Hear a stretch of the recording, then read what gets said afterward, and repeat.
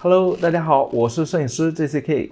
上期视频为我们的频道带来了600多个粉丝，真的非常感谢大家的关注，也说明还是有很多小伙伴愿意静下心来耐心看我的摄影干货视频的。相信认真看完我视频的小伙伴都会有所收获，所以我尽量还是讲得慢一点、细一点，尽可能的跟大家多穿插一些干货知识点在视频里面，争取让大家每期视频都能有所收获。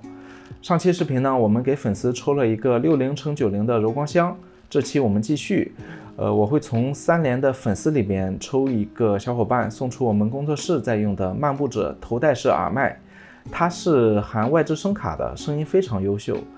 其实小伙伴们可以积极踊跃的参与一下，因为相比其他大的博主，都是从几十万粉丝里边抽一个，我们的账号目前都是从几十位粉丝里边抽一个，中奖的概率真的非常高。好了，接下来我们准备进入干货教学时间。原创视频不易，如果大家觉得我的内容对大家有所帮助的话，还请大家可以3连支持一下，或者可以转发给你正在学习摄影的朋友。再次感谢大家。好的，我们现在到了拍摄现场，我来跟大家分享一下本期视频的拍摄。本期视频呢，还是可能会稍微有点长，不过我还是尽量的把更多的干货分享给大家。首先我介绍一下我们的拍摄设备，主光部分呢，我使用的是智云的 Z5 这款500瓦非常大功率的这个灯。为什么要用到这么大功率的灯呢？一会儿我们在实际拍摄的时候你就知道了。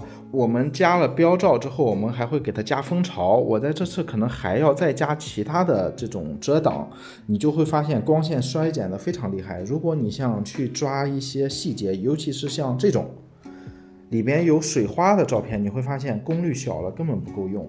但是像智云这种500瓦的灯，即便你给它加了蜂巢，你会发现功率还是依然够用。所以我现在在拍需要用到小光圈的拍摄时，我基本上都会用到这款非常大功率的灯去拍摄。然后另一盏灯呢，就是这个我自己超级喜爱的灯，就是这个智云的功率王 X60，然后它的亮度也足够。好了，简单介绍完设备，我们到了拍摄现场。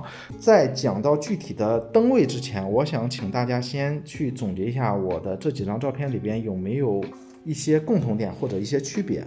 那我跟大家说一下，大家看一下这张照片，这张照片能不能感觉到我们的光线用的是相对的比较柔和，包括这个水面，你看也没有这种波澜，没有这种很强烈的涟漪，给人的感觉就是很平静的水面，然后比较柔和的用光。然后再看后面的这几张，不管是从这种暗角、这种明暗的对比，还是说产品上面的这种水花，你都能强烈的感觉到这是用一种很硬的光线来拍的。没错，所以我们这次分享的教程呢，就是我们从软光和硬光2个角度去说。我给大家还原这个场景，我更多的是想帮大家把如何拍水这一个问题去讲透。那我们看一下现在我给大家搭的这个场景，简单说我们水的质感，我给大家总结一下，通常有2种。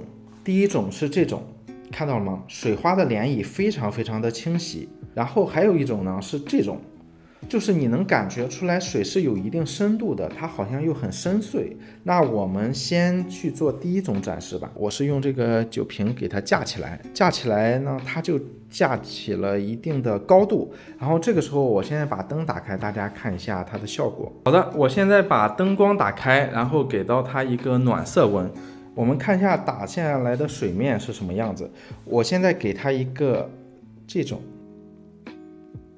它的水花是这种感觉的，就是它没有那么清晰的这种波光粼粼的感觉，但是呢它是有一定深度的，这是一种营造水的方式。好了，我们现在再看一下，如果我们想把它表现成我们这次拍摄的效果，大家应该能感觉到它是一种比较浅的水花，对不对？那我们看一下它是怎么营造的。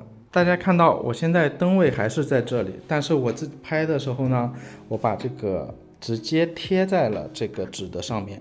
是不是这种水花的表现就是非常的清晰的这种有涟漪的感觉？关于这个水花水波纹的制造，其实有很多种方法，大家可以自己多创新多研究一些。比方说你可以这样，你看我之前这样去拍，那就可以得到这种效果，对不对？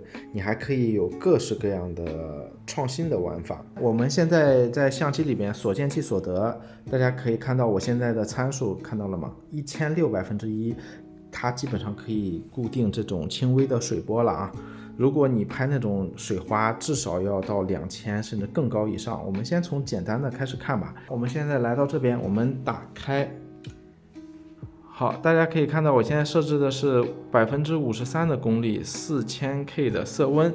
我在这里给它加了一个什么？加了一个蜂巢。大家应该能看出来，我们像这种拍摄就是聚光嘛。你看它照片的上边和下面，它都有不同程度的压暗。好，大家现在看到光线现在聚拢在产品的一周，上面下面都有点暗了，但是这好像聚光的效果还不是特别好。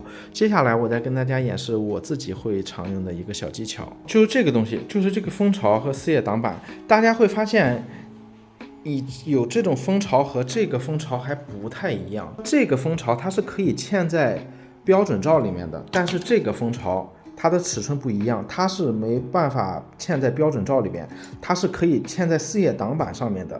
也就是说什么，我可以给它施加两盏，大家可以看一下这里的区别啊，看到了吗？这是之前，这是现在，它可以进一步控光。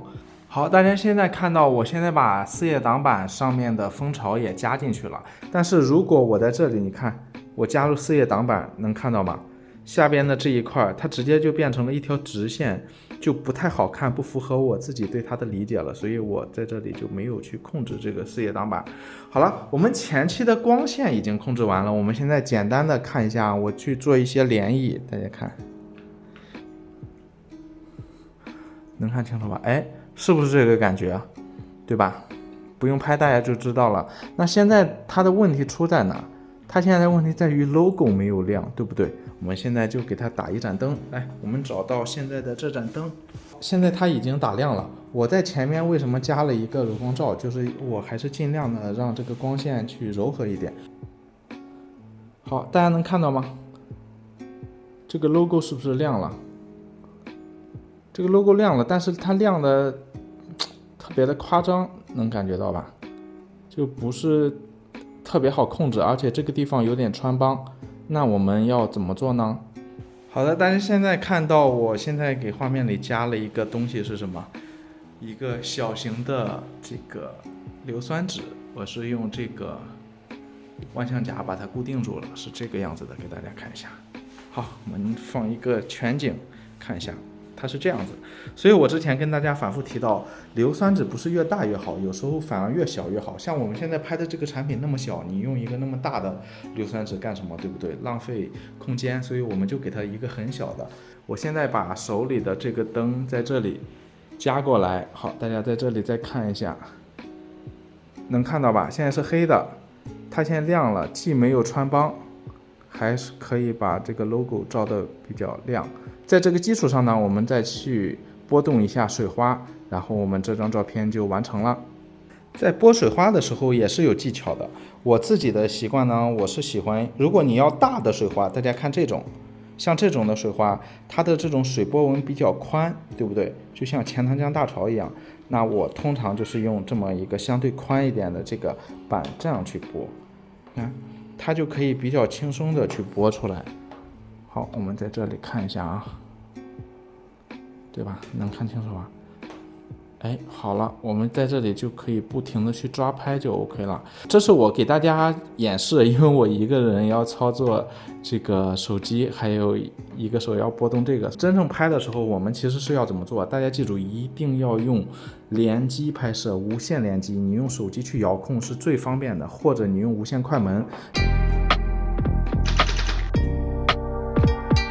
这样你就相当于解放出来了一只手，你可以做的很多了。就像我的很多，大家看像这种稍微有一点难度的片子的拍摄，我都是用了无线拍摄，这样才可以能更好的营造效果。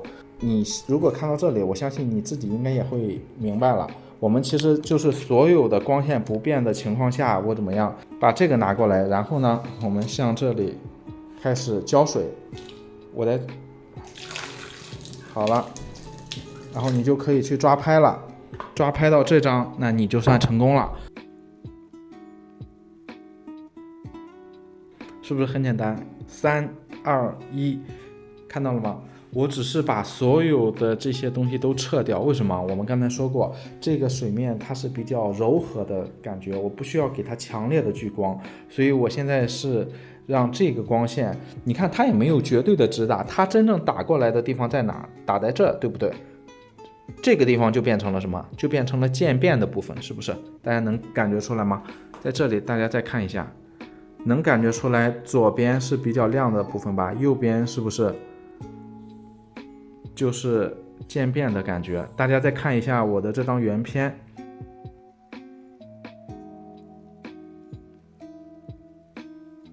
但是我想说的是什么？大家看一下我的原片以及最终的成片，看原片给人一种好像很一般很一般的感觉，甚至如果你的经验不够，你可能就会放弃这张照片。大家再去做产品摄影的时候，很多人往往过于关注灯怎么打， A 灯 B 灯 C 灯不同的灯位，但是很多人去忽略了后期的感觉，因为你只有自己真正懂后期的话，你才能做出那种很细腻的感觉。就像这一个场景，大家现在看我手机里的这一个场景，你信不信10个人能拍出10种感觉，就是用同样的灯、同样的相机、同样的这种光位，出来一样是10种感觉。为什么？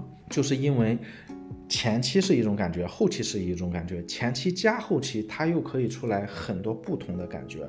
所以这个是我希望给大家给到的一些建议，就是你去学前期的时候，一定要把你的后期也跟上。如果大家对产品摄影感兴趣，想要系统提升产品摄影技能，可以咨询了解一下我们的线下课程。我会带领学员零基础也可以，从如何策划到如何拍摄以及修图，完成产品摄影的全流程系统学习。好了，感谢大家观看，下期干货视频我们不见不散。